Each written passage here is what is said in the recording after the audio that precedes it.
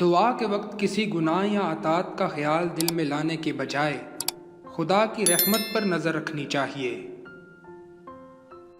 انسانی زندگی کا سب سے بہتر مصرف یہ ہے کہ ہر وقت اپنے پیدا کرنے والے کی یاد میں محو رہے۔ حق تعالیٰ پر بھروسہ رکھنا چاہیے اور اس کے سوا کسی سے امید نہیں رکھنی چاہیے۔ جو شخص راہ محبت و معرفت میں کامل ہے، اس سے عالم باطل و ظاہر میں کوئی چیز پوشیدہ نہیں اور نہ پوشیدہ رہ سکتی ہے۔ ہمسائے کا حق اس قدر ہے جس قدر کے ماں باپ کا حق ہے۔ درجہ علم سے بلند تر کوئی درجہ نہیں۔ توبہ 3 قسم کی ہوتی ہے، یعنی حال، ماضی اور مستقبل۔ درویش کے دل میں زمین کی سی وسعت اور سورج کی سی تواضع ہونی چاہیے۔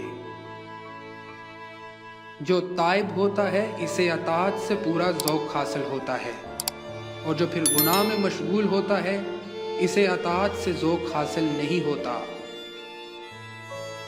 والدین کی شفقت و رحمت اللہ تعالیٰ کی رحمت ہے، اور والدین کا قہر اللہ تعالیٰ کا قہر ہے۔ جس فرزند سے والدین راضی نہیں، اس سے اللہ تعالیٰ راضی نہیں۔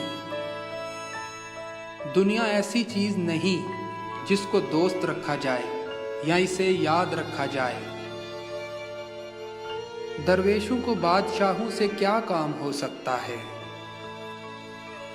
جس نے بزرگوں کا ذکر سنا ہے، اس کے دل میں اللہ تعالیٰ کی محبت زیادہ ہو جاتی ہے، ہمت بڑھتی ہے اور اطاعت میں اضافہ ہوتا ہے۔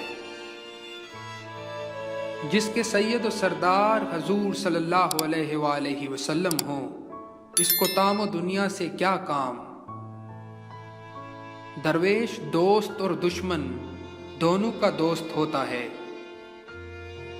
درویشوں کا راستہ عوام کے راستوں سے بالکل مختلف ہوتا ہے۔ نماز و روزہ توام ہے۔ جو کچھ مردان خدا کرتے ہیں، خدا کے لیے کرتے ہیں، ان کی نیت سب حق کے لیے ہوتی ہے۔ قیامت کے بازار میں دلوں کو راحت پہنچانے سے زیادہ کسی چیز کی قدر نہ ہوگی۔ سماجی نظام چونکہ ہمیشہ تبدیل ہوتا رہتا ہے، اس لیے انسان کا اخلاقی ضابطہ بھی اسی کے ساتھ بدل جاتا ہے۔ اس دنیا میں کامیابی کے الفاظ اس وقت تک شرمندہ تعبیر نہیں ہوتے جب تک انسان خدمت خلق کو اس طرح اپنی زندگی کا مقصد نہ بنائے کہ برائی کا خیال ہی اس کے دل میں نہ آئے۔ برا کہنا برا ہے، مگر چاہنا اس سے بھی برا ہے۔ غصہ کے پی جانے سے بہتر ہے کہ معاف کر دو، کیونکہ جو شخص غصہ پی جائے وہ معاف نہ کرے تو ممکن ہے کہ اس کے دل میں کینہ جڑ پکڑ جائے۔ اصحاب طریقت اور ارباب حقیقت کا اس باب میں اتفاق ہے کہ انسان کی پیدائش کا اہم مطلوب و مقصد محبت خدا تعالی ہے۔ کسی کی دل آزاری نہ کر، بلکہ دوسروں کے دکھ درد میں برابر برابر شریک ہو جا۔ کچھ ملے تو جمع نہ کر، نہ ملے تو فکر نہ کر، خدا ضرور دے گا۔ کسی کی برائی نہ کرو، قرضہ نہ لو، جفا کے بدلے عطا کرو۔ ایسا کرو گے تو بادشاہ تمہارے در پر آئیں گے۔